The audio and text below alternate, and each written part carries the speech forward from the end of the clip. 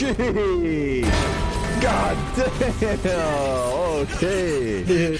My name's Jollz. I'm a Radiant player. If you're enjoying this type of content, be sure to like, subscribe, and hit the bell icon. If you're interested in coaching yourself or want a chance to win free coaching, be sure to watch the end of the video for details. Other than that, enjoy the video. Hello? Yo, what's up? You ready to pop off? Yes, sir. That's what we love to hear. Damn, stats looking pretty good. All right, so Diamond 2 currently. So you were Ascendant 3 last stack, right? I was like Ascendant 2 most of the time, but I peaked Ascendant 3. Damn, wait, your stats are actually good. Even last stack are insane stats. How long have you been playing for? Since beta. Like, I took breaks. Like, I stopped playing for like 4 months and I came back. Right, like on and off, yeah. Okay, yeah, your stats are actually insane, dude. Like 174, these are really good stats. 174 per damage per round, 1.4 KD. Even your headshot percentage is insane. Like these are, for Diamond 2, and even for Ascendant, these are really good stats. Yeah, the win rate's been rough. Yeah, so it's probably, I can already tell it's probably a bit of an overheating issue. Maybe taking too many unnecessary fights, but like the fights you are taking, you are winning. There's probably a lot of times where you like die and then you have to watch your teammates clutch and then they lose the round and you're molding.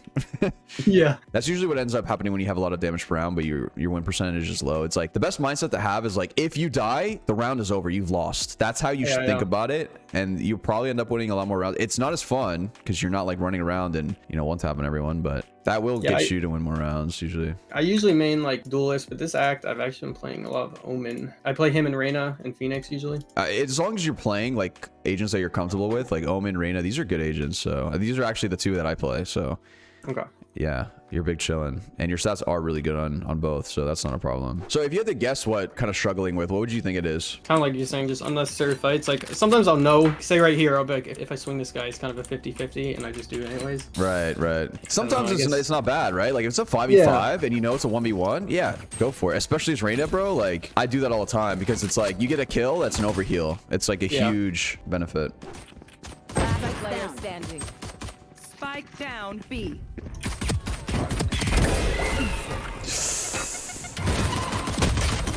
Oh, that's right, dude. That's so tough that the flash got you. Sometimes on save rounds, like as Reyna, I would get like a Sheriff second round, and then just third round, I'll go Vandal Light. That's really up to you. If you want to prioritize like Vandal 4 armor next round, you can do that. But as Reyna, I'm like, I get an overheal. We're chilling. A shot. There we go. Go away, main. Go away, main. Go away, main. Yeah, and then just play the bomb. Because you're the one with the gun, right? Like, you want to try not to die here. Okay, yeah. Yeah. Someone can. I think it's Maulid. Nice shot. Okay, huge round. So in that, one of those situations where you're just kind of like holding for Flowers peak, I'm worried because it's like if you die, no one else has a gun, and I don't know if they're gonna clutch. You know what I mean? Okay, yeah. So just that little fix was enough for us to secure the round. I mean, we could have won. I don't know. You could have hit a nasty shot right on Flowers' gun and still won, but I definitely could have died and lost that there. Right? Yeah, it's riskier. It's way riskier. Oh, he's cooking in there.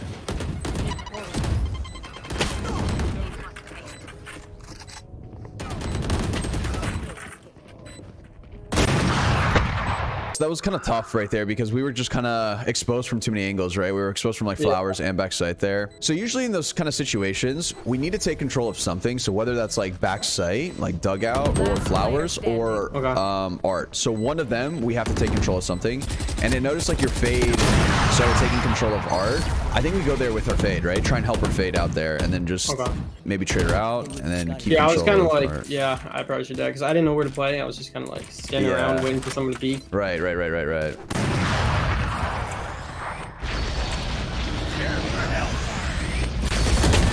nice. Nice. Good dismiss. One CT even off. 7. You have ult too if you want.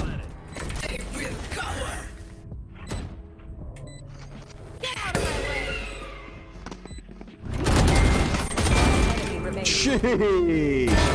God damn. Okay. Nah, that was clean. That was a clean round, dude. Good stuff. Dismiss was good. The second dismiss was good. Pop the ults. You played with your teammate. Didn't peek. Nah, you're cooking there. Yeah, she's coming shops maybe. Careful, Brim's with this bomb. He's we need to go with our Brim there. You guys are. Alright, good trade. So good ult. Good heal. 30 seconds left. One enemy remaining. Man's cracked. Aim is on point. I think it's just a little bit about positioning, but aim is so good. It's why the stats are so nice.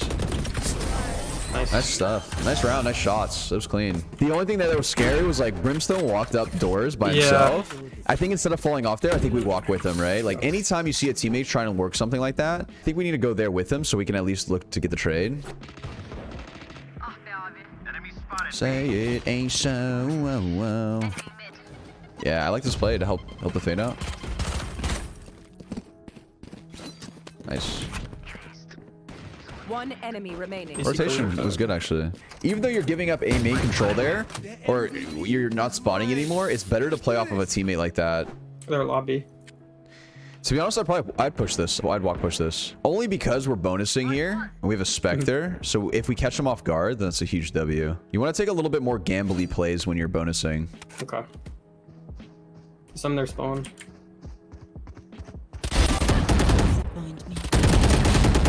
Oh, nice try. 80 on killed me.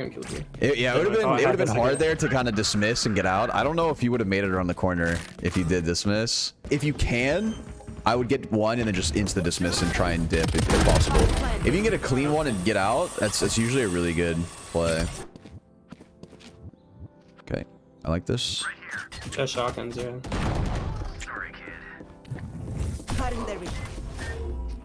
Are they on B? Careful, he'll be up here. Yeah, we like close art on you. It's fine if we're gonna rotate and help our teammates out, but we just have to always be. Yeah, nice. Let's try going a little bit aggressive here, Art. So here, maybe tell Cypher to trade you. Do you want to try to push this Cypher on the Yeah. Oh, you have a timing. There's another one there. He should have been pushed up with you and then gotten the trade on the second guy and then fell off after that. Oh, they have KJ. Oh, they're probably gonna go A. Okay, have Phoenix go A with you. Just tell Phoenix to come A with you. Can you come A with me? They're probably gonna go here with KJ ult. So basically, he's just gonna get close to the corner and then flash. Tell him he's just a flash A main or something. Can you flash A main for me, Phoenix? Basically, if he goes aggressive here and flashes on the corner, you guys just double swing. You guys should win. Just walk. Okay, we're just gonna double swing. Yeah. Nice. Fall. I'm pretty thirsty. Okay. Nice job. Okay, this was good. This was good. So this is when we start like working a little bit more together and doing like aggressive stuff together. You know what I mean? Like we get value out of them because it's like, okay, we know KJ has ult. They're gonna try and ult something. There's a good chance they're gonna ult A, right? So it's these kind of like thought processes that can win you a lot of rounds this way. I would actually want him to go aggressive art here, but I'm worried he's not gonna do the movement correctly for it, and they're gonna expect it. So I'm just gonna let him play it out. I was like adjusting my arm positioning. Even in general, I don't really like holding too many angles like that, only because they're just gonna come around. I know it's like an off angle, but it's still a bit of a gamble. It's gonna be hard for them. Yeah. Oh, that's tough, dude. That's so tough. Yeah. It's all good. It's fun. Games like these do happen. I really don't think you played bad at all. Like this game, like I don't think this was on you. Those games do happen. But I think like this game could have been winnable if we just kind of like piloted our team. Yeah, just like a couple things that we could have done a bit differently. And if we like piloted our team a little bit better for more rounds, we could have won a little bit more. In this elo, they do things that are super predictable like that, where it's like if you notice that they have an ult, they're gonna be like, oh, they have KJ ults. They're probably gonna ult A because ulting B is a little bit harder to do. It's easier to ult A. That's probably what they're going to be thinking. If that's the case, let's play aggressive and stop them before they ult. Because if you just let them execute, they basically get sight for free. So a couple things to consider. And this is when you start like dipping your toes in like higher elo gameplay. Basically like finding out what kind of ults they are, how close are they to their ults, and then making plays around that stuff. So playing aggressive is good to do when you know that they have ults. For example, like if you know they have KJ ults and they want to KJ ult the corner and then take A site for free, you want to stop them before that. So if you take a fight with somebody who has an ult and you kill them, that's huge. One, because they don't have the ult for that round, and two, maybe next round they're saving and then they probably aren't going to use their ult for that round too. So you basically delayed their ults like huge. It's really good to do on certain instances. Like another example would be if you know that Sage has res and you know you're playing Reyna, I'm going to try and 1v1 the Sage before that she can get value out of her res. And it's like, okay, let's say I know Sage always goes A main to grab the orb, or she just likes to hold A main. I'm going to try and look for that fight, because if I do take that fight with the Sage and I kill her, she has no res and she's not going to use an extra round on the save round. That's huge impact. It doesn't look like it on the scoreboard. It actually like impacts the rounds like drastically. So it's just something to kind of think about, basically just finding out what else they have, what else do we have, playing around that, and then stacking the sites depending on that sort of information. So this play with the Phoenix one was actually really good. Like, you guys peeked out. I was worried you were going to keep going for more, right? Like after but after your teammates died and you guys have that numbers advantage of 3v2, I'm dipping. And then you started kind of peeking it this way. I was worried that, you know, they come around the corner, you're low HP, you're giving them a free 1v1 and a window back into the rounds. But then you started holding a more passive angle, and it's like, this is a really good angle, because when they're coming around the corner, good chance, right? They're clearing like this, and then they're clearing here. As they're clearing here, that's where, you know, our angle actually comes. Or we could even play even more passive, to be honest, give them sight completely, and then just like retake as a team, as long as we're communicating the stuff that they can come into arts through A main or whatever. As long as we're like kind of communicating these kind of things, it's fine. But the idea would just be like, if you're low HP, try to avoid taking 1v1s, because if they come around the corner, they just hit you once in the body, and then it's like a 2v2, they get a sight, it's not looking good, and then you have to rely on your teammates to clutch. So the biggest thing though on defense is to make sure that we're playing with our teammate and playing aggressive. So sometimes you don't even need somebody on A at the start of the round, right? Like, you guys can just both double up art. Hey, let's just double swing this, right? And then you guys just kind of walk up and then swing randomly, right? And then you guys get kills, and then you fall off, and then you start picking up A, as long as you're aware of like the timings that they can get to. So one example of this was when you rotated from art this one round, and then you rotated to help your teammate hear doors, and then as soon as you were like, oh, they're not here, you started to come back, and then I'm like, yo, be careful, they could be up, you know what I mean? And I was like, just be careful of this, as long as you're mindful of the opportunities of where they can be. And then you kill the brimstone here because he was tucked. He thought he had timing, but he didn't. As long as you're aware of these windows that you create when you do rotate, that's the most important part. The biggest takeaway on your defensive side, in my opinion, is to try and formulate plays like this,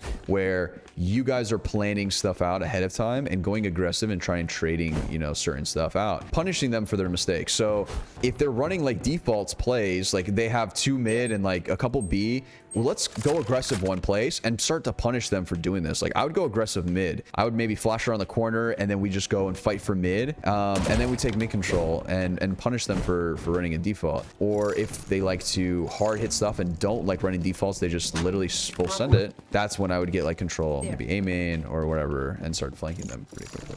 So attack side, this is where our post plant positioning sometimes isn't the best. Like, you're just kind of like, you know, we plant the bomb and we're just kind of like fully exposed from everywhere, and we're just like ready to just take on a fight and flick to the next headshot and do some crazy hospital flick. It works sometimes, clearly your stats show it, so it does work for you. But I think better players are going to start punishing us hard for this kind of stuff. A better spot would just be like, always think of the site as like, once you get sight, you need to get a control of a choke point. The more players that you have alive on your team, the more control that you need. If it's like, if they just give up sight and you all 5 go into sight here and then plant the bomb and then all 5 fall off into A main, I actually think this is a mistake, because you're giving up a lot of space and you're giving up a lot of control. Like, if they have like Astral Wall, or they tap the bomb that you're forced to spam, they get to spam you back. You're worried too much about the person sticking. You're spamming the person sticking rather than spamming the other guns. So it becomes kind of messy. Another thing too, if you ever see your teammates working up somewhere, we want to work up with them almost always. Like, unless they're lurking, like 4 of us are making a lot of noise A, like we're committing to A site, and then we have 1 person late lurking here. That's whatever, right? That's usually fine, because they're baiting us with their play, and it's okay to try and form a timing. But if no one's making any noise at all around the map, or it's just 1 person making noise like on A and 1 person B, there's a good chance that everyone's going to be like holding their spots. No one's going to be rotating. And then to have like 1 person just walk up door randomly, like, this is being held. I'm like 99% sure. Like that 1 round with the brim. Right. Exactly. Yeah. So this is something I would immediately just be like, wait, brim, you have bomb, careful, or wait for me, I can come trade you. So this kind of stuff is fine. Brim dies, boom, you come around the corner, you get the bomb and maybe you just miss out or whatever. Or maybe you just get this kill and then you full heal. And then from full healing, you know, you're just chilling here and holding this control. And then we get to kind of decide what we want to do from here on out. But the biggest thing is to make sure we're getting the trade. Nothing sucks more than a teammate who's working up a spot by themselves, them dying, no one getting the trade. It's a mess. And now it's a clean 4v5 for them. It's not good. All right, man. Well, best of luck in your rank games. Yeah, no problem, no problem. And yeah, have a good rest of your day. If you're interested in coaching yourself, click the link in the description, click the book a lesson button, and select your plan and time. So if you want to win free coaching, be sure to comment down below your Discord name without the hashtag and what you learned from the video. I'll be picking out a person randomly.